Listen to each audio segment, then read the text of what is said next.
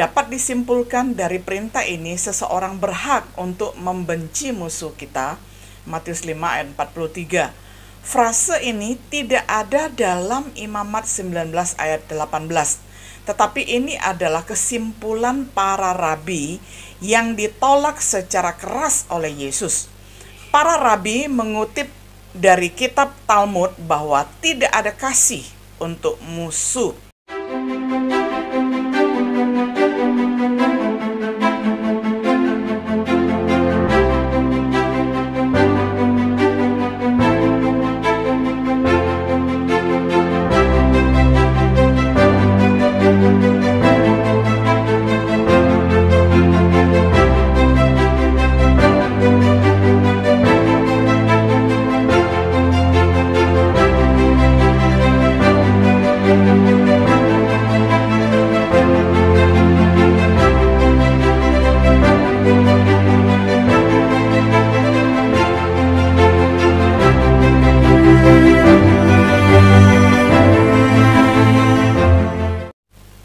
Shalom, sahabat setia yang dikasih oleh Tuhan.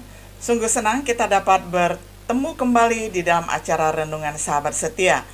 Pada hari ini kita tiba pada episode yang ke-24 di dalam pembahasan serial dari kitab Matius dengan tema Bertindak Seperti Bapa Kita.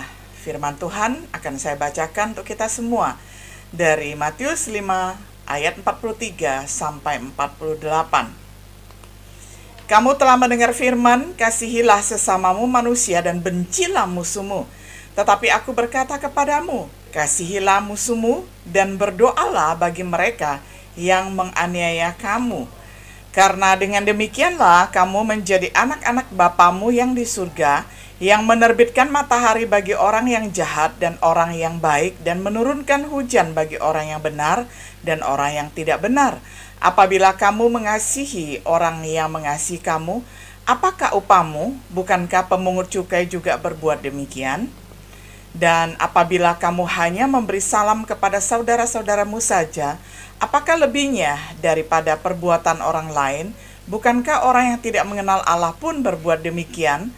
Karena itu haruslah kamu sempurna, sama seperti Bapamu yang di surga adalah sempurna. Sampai sedemikian jauh pembacaan firman Tuhan dari Matius 5 ayat 43 sampai 48. Ketika Yesus berbicara tentang menanggapi kejahatan, dia meletakkan dua prinsip. Yang pertama, jangan melawan orang jahat. Yang kedua, menanggapi kejahatan dengan melakukan kebaikan. Ini tentu saja merupakan tugas menantang yang Yesus letakkan di hadapan para muridnya. Sangat menggoda untuk menanggapi kejahatan dengan cara yang sama. Apalagi jika penganiayaan datang dari musuh. Tetapi dalam teks Matius 5 ayat 43 sampai 48 untuk pelajaran perenungan hari ini, kita menemukan ajaran Yesus tentang memperlakukan musuh kita. Kita diberitahu mengapa kita harus bertindak dengan cara yang dijelaskan di dalam Matius 5 ayat 38 sampai 42. Mengingat konteks khotbah di bukit, mari kita pertama-tama membandingkan. Pertama, hukum Musa dan interpretasi tradisional. Hukum Taurat tidak mengatakan bencilah musuhmu. Hukum Taurat memang mengajarkan untuk mengasihi sesamamu seperti dirimu sendiri. Imamat 19 ayat 18. Tetapi hukum juga mengajarkan bahwa kebaikan harus ditunjukkan kepada musuh kita. Keluaran 23 ayat 4 sampai 5, Amsal 25 ayat 21 sampai ayat yang ke-22. Interpretasi tradisional salah menerapkan hukum Taurat. Meskipun hukum Taurat memerintahkan mengasihi sesamamu, dapat disimpulkan dari perintah ini seseorang berhak untuk membenci musuh kita. Matius 5 ayat 43. Frase ini tidak ada dalam Imamat 19 ayat 18. Tetapi ini adalah kesimpulan para rabi yang ditolak secara keras oleh Yesus. Para rabi mengutip dari kitab Talmud bahwa tidak ada kasih untuk musuh. Para rabi telah mengubah Imamat 19 ayat 18 yang menyimpulkan hukum Israel dengan menambahkan frase bencilah musuhmu. Dengan demikian merusak kitab suci. Mereka bermaksud untuk mendefinisikan sesama mereka hanya mencakup orang Yahudi dan mengecualikan orang Samaria dan orang-orang non-Yahudi. Setelah mencatat perbedaan antara apa yang sebenarnya diajarkan hukum Taurat dan interpretasi yang salah yang diberikan oleh para ahli Taurat dan orang-orang Farisi, mari sekarang perhatikan apa yang Yesus ajarkan tentang 2. Cara menerapi musuh kita. Yesus memerintahkan kita untuk mengasihi musuh kita, tidak membenci mereka. Sebaliknya, tunjukkan niat baik aktif terhadap mereka.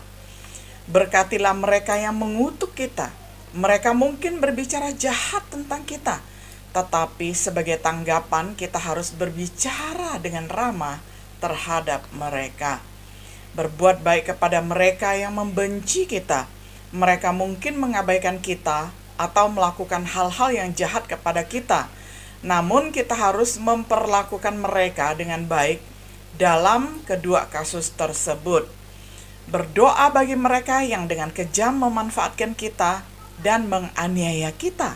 Perhatikan, kita berdoa untuk mereka bukan hanya untuk mereka saja, tetapi juga berdoa untuk kesejahteraan mereka, keselamatan mereka, kesehatan, dan masa depan mereka. Ini adalah ekspansi prinsip-prinsip di dalam versi ayat yang ke-39 sampai 42. Jangan membalas dendam, jangan melawan orang jahat. Sebaliknya, bereaksi dengan menunjukkan kasih yang agresif. Mengapa kita harus menanggapi musuh kita dengan cara ini? Yesus menyediakan hal yang ketiga, kita membahas tentang alasan untuk bertindak dengan cara ini.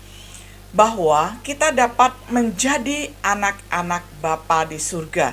Artinya menunjukkan diri kita sendiri menjadi anak-anak Tuhan yang sejati. Seperti apakah Bapa kita? Dia memberi berkat materi untuk orang yang jahat dan orang baik, baik orang benar maupun orang yang tidak benar. Bapa di surga menerbitkan matahari dan memberikan hujan baik bagi orang yang jahat maupun bagi orang yang baik. Jadi betapa sempurna dan betapa baiknya Bapa kita yang di surga. Dia baik kepada yang tidak berterima kasih dan yang jahat. Dia memberikan anaknya saat kita masih menjadi orang berdosa dan musuh. Akan tetapi Allah menunjukkan kasih-Nya kepada kita oleh karena Kristus telah mati untuk kita ketika kita masih berdosa. Roma 5 ayat 8. Dia mengasihi kita sebelum kita mengasihinya. 1 Yohanes 4 ayat 10. Sebagaimana diajarkan di ayat lain, kita harus meneladani Bapa surgawi kita. Saudara-saudaraku yang kekasih, jikalau Allah sedemikian mengasihi kita, maka haruslah kita juga saling mengasihi. 1 Yohanes 4 ayat 11. Segala kepahitan, kegeraman, kemarahan, pertikaian, dan fitnah hendaklah dibuang dari antara kamu. Demikian pula segala kejahatan. Tetapi hendaklah kamu ramah seorang terhadap yang lain, penuh kasih mesra dan saling mengampuni, sebagaimana Allah di dalam Kristus telah mengampuni kamu. Sebab itu, jadilah penurut-penurut Allah seperti anak-anak yang kekasih, dan hiduplah di dalam kasih, sebagaimana Kristus Yesus juga telah mengasihi kamu dan telah menyerahkan dirinya untuk kita sebagai persembahan dan korban yang harum bagi Allah. Efesus 4 ayat 31 sampai pasal 5 ayat yang kedua. Agar kita berbeda daripada pemungut cukai. Di zaman Yesus, mereka dihina oleh orang Yahudi karena mereka membuat diri mereka kaya dengan memungut pajak dari sesamanya untuk pemerintah Romawi. Jadi pemungut pajak ataupun pemungut cukai bekerja untuk pihak penjajah, makanya banyak orang tidak suka kepada mereka. Namun para pemungut pajak akan mengasihi orang yang mengasihi mereka. Mereka menyapa dengan hormat orang yang menyapa mereka. Kita tidak berbeda dengan mereka jika kita mengasihi terbatas hanya untuk saudara atau teman kita saja. Menjadi sempurna seperti Bapa kita di surga adalah sempurna. Jadi Tuhan Yesus mengajarkan murid-muridnya, termasuk kita semua orang Kristen pada hari ini, untuk menjadi sempurna seperti Bapa kita di surga adalah sempurna. Kata sempurna berarti diselesaikan, dewasa, tidak kekurangan apa-apa. Dalam konteks ini mengacu pada masalah, mengaplikasikan kasih dan belas kasihan. Perhatikan bagian paralelnya. Hendaklah kamu murah hati sama seperti Bapamu adalah murah hati. Lukas 6 ayat 36. Karena itu haruslah kamu sempurna sama seperti Bapamu yang di surga adalah sempurna. Saat kita menunjukkan kasih dan belas kasihan kepada musuh kita, kita menjadi komplit. Kita menjadi lengkap. Kita menjadi dewasa di dalam menunjukkan kasih. Sama seperti Bapa kita ketika Dia menunjukkan kebaikan kepada manusia yang jahat dan tidak tahu berterima kasih. Kesimpulannya, jika kita benar-benar ingin menjadi anak-anak Bapa di surga, hendaklah kita sempurna sama seperti Bapa kita di surga adalah sempurna. Sangat penting bagi kita untuk dipengaruhi oleh ajaran dan teladan anak Allah daripada sikap dan teladan para pemungut cukai. Apakah kita bertindak seperti Bapa kita di surga? Atau apakah kita meniru orang yang paling duniawi di sekitar kita? Dan setelah Yesus mengakhiri perkataan ini, takjublah orang banyak itu mendengar pengajarannya. Matius 7 ayat 28. Semoga perkataan pengajaran dari Tuhan kita memacu kita agar memberikan cara yang tepat untuk menanggapi musuh kita dan siapa saja yang mungkin menganiaya kita. Sahabat setia yang dikasihi oleh Tuhan, kita tidak tahu apapun yang bakal terjadi di depan kita. Mungkin kita dibenci, difitnah, dan dianiaya oleh orang yang membenci dan menganggap kita musuh. Tuhan Yesus mengajarkan kita untuk memperlakukan mereka dengan baik dan mengasihi mereka, serta berdoa untuk kesejahteraan dan keselamatan mereka. Kalau kita membalas kejahatan mereka sama jahatnya, kita tidak ubahnya seperti anak-anak di dunia ini. Tetapi sebagai anak-anak Bapa, kita diminta, kita dituntut, dan kita dianjurkan untuk membalas segala kejahatan mereka dengan kebaikan. Sama seperti Bapa menerbitkan matahari bagi orang yang baik dan jahat, demikianlah kita memperlakukan musuh kita sama baiknya seperti kita memperlakukan orang-orang yang kita kasihi. Kiranya dengan kesaksian demikian, kita akan menjadi anak Bapa yang sejati. Kiranya setiap diri kita tetap semangat dan Tuhan Yesus memberkati kita semuanya. Shalom.